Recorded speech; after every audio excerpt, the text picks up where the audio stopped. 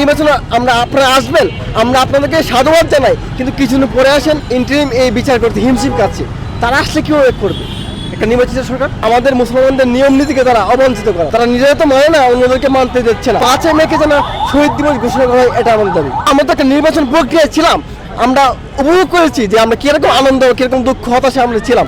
দেখেন এখন আমরা একটা ইন্টারিমের গভর্নমেন্টের কাছে আমরা আছি, তারা সংস্কার করুক না, আমরা দেখি না তারা কতটুকু এগোতে পারে। আমরা খুবই হতাশ।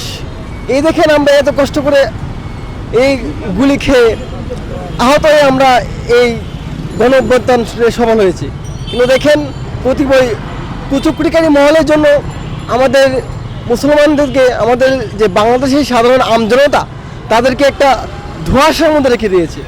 মানে এই যে গত কয়েক মাস ধরে তারা ক্ষমতায় আছে, আমরা দেখতে পাচ্ছি না যে কোনো কাজ ঠিক মতো করার যে পদক্ষেপ নিয়েছে। দেখেন বিভিন্নভাবে বিভিন্ন কমিশন গঠন হচ্ছে, যেমন নারী কমিশন করতে বলি, এখানে বিভিন্নভাবে মুসলমানদেরকে হেয় করার জন্য বিভিন্ন প্রস্তাবনা দিয়েছে। হ্যাঁ, নারী কমিশন আমরা চাই, কোনটা চাই? যেটা ইনসাফ নেই, সমতা, ইকুয়ালিটি বলতে কী বোঝায়? আপনার equality and equality toward defence sector.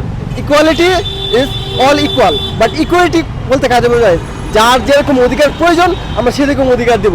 আমাদের যে ইসলাম ধর্মের মধ্যে কতিপয় ধারা রয়েছে, ওই ধারার বিপরীতে গিয়ে কিছু কুচক্রী মহল ইসলামকে অবাঞ্ছিত করার জন্য তারা নিজেরাই তো ইসলামকে মানে না, অন্যদেরকেও এটা নর্মালাইজেশন, পলিটিক্স অফ নর্মালাইজেশন বলে কাকে বলা হয়? এটা হচ্ছে পলিটিক্স অফ নর্মালাইজেশন এমন একটা বোঝায় যে একটা খারাপ কাজকেও আপনি অনেকদিন যাবত রাখলে এটা নর্মাল হয়ে যায়। মানে আমার সাথে এটা করা মানে আমাদের মুসলমানদের নিয়ম নীতিকে তারা অবঞ্চিত করা, তারা নিজেরা তো মানে না, অন্যদেরকে মানতে দিচ্ছে না। এই বাংলাদেশের মধ্যে 90% মুসলমান, এই 90% মুসলমানদেরকে আইন কি আপনি প্রত্যাখ্যান করতে পারবেন? দেশবাসীর কাছে আমার প্রশ্ন, স্কলারদের কাছে আমার প্রশ্ন, আপনি কি মুসলমানদের আইনকে আপনি প্রত্যাখ্যান করতে পারবেন? এদেশের 90% মুসলমানদের আইন আপনি প্রত্যাখ্যান করতে পারবেন? হ্যাঁ, না। কিন্তু আপনার কতিপয় একটা সামান্য একটা স্মল গ্রুপ, এই প্রেশার ক্রিয়েট গ্রুপ আপনারা, হ্যাঁ আমরা মানি, এই একটা প্রেশার ক্রিয়েট গ্রুপ হয়ে আপনারা কীভাবে আমাদের মুসলমানদের উপর আপনাদের এই অধঃপতনমূলক একটা আইন আপনারা চাপিয়ে দিতে চাচ্ছেন?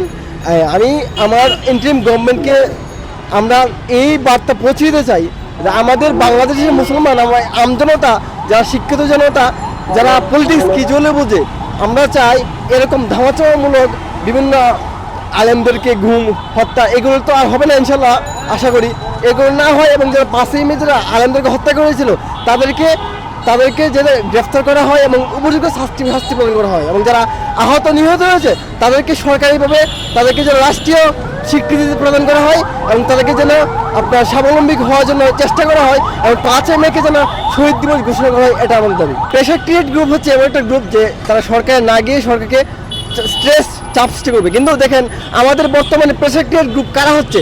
এই 5 আগস্টে গণ-অভ্যুত্থানের পর যারা মানে কয়েকজন লোক হলে আমরা প্রেশার ক্রিয়েট গ্রুপ হয়ে যাচ্ছে। এটা কি কোনো সিস্টেম হলো? আমাদের সিস্টেমেটিক ওয়ে এগোতে হবে, সিস্টেমেটিক ওয়ে ছাড়া আমাদের প্রেশার ক্রিয়েট গ্রুপ করা সম্ভব না। কিন্তু কুচক্রী মহলরা তারা প্রেশার ক্রিয়েট গ্রুপ সেজে তারা আমাদেরকে প্রবঞ্চিত করার চেষ্টা করছে। আমরা তাহলে এতদিন আমরা গত 15 বছর কোথায় ছিলাম? আমরা কি নির্বাচিত সরকার ছিলাম না? হ্যাঁ, তারা একটা নির্বাচন প্রক্রিয়া এসেছে, তারপর তারা নির্বাচন দেয় নাই, কিন্তু আমরা তো একটা নির্বাচন প্রক্রিয়ায় ছিলাম, আমরা উপভোগ করেছি যে আমরা কিরকম আনন্দ কিরকম দুঃখ হতাশা আমরা ছিলাম। দেখেন এখন আমরা একটা ইন্টারিমের গভর্নমেন্টের কাছে আমরা আছি, তারা সংস্কার করুক না, আমরা দেখি না তারা কতটুকু এগোতে পারে। আমাদের যত